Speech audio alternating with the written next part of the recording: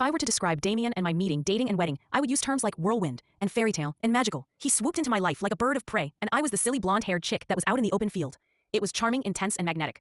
Love bombing me with all the things money could afford: bouquets of flowers, expensive chocolates, jewelry, a credit card. I was smitten. Within 3 months, we were married. I knew he came from money, real money. But after all, he was not a Saudi prince. He was just an ordinary American from Boston whose family had money. So I was very surprised when his family called me a gold digger. I did love him. He had pursued me and overwhelmed me with his affection, and I was willing to be with him forever.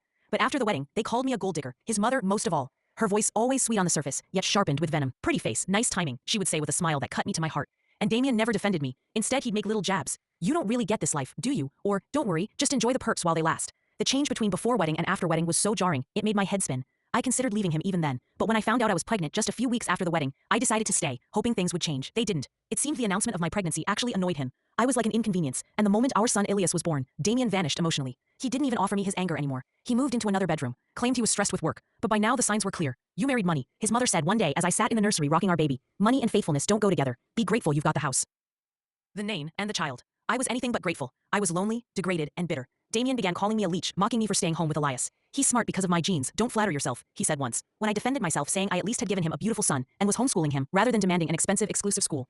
I stayed, not because I was weak, but because I wanted to believe I could make it work for Elias. But after 4 years of depression and despair, I packed our bags and left, and Damien did not fight for me, or even for his son. He signed away his parental rights with joy. 1 month after the ink dried on the divorce, Damien married someone else. Elise. Perfect porcelain Elise, his parents' first choice, the woman he loved before me, the one he caught in bed with someone else, which led to the impulsive whirlwind that was us. They reconciled shortly after our wedding.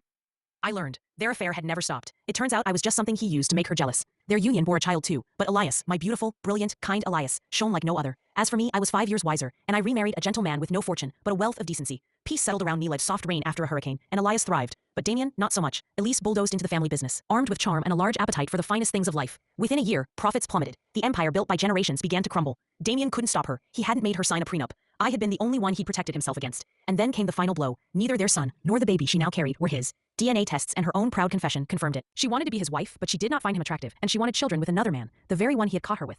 I watched him unravel from a distance, feeling vindicated. Now he calls me and sends me letters begging. I made a mistake. Come back. I was wrong about you.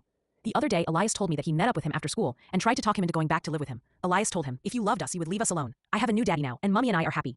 I feel no sense of having taken revenge, but I do feel the satisfaction of seeing justice done, of proving that I was never a gold digger. Because while his life is in shambles, I live a life respect and love, and that is worth more than all the money in the world.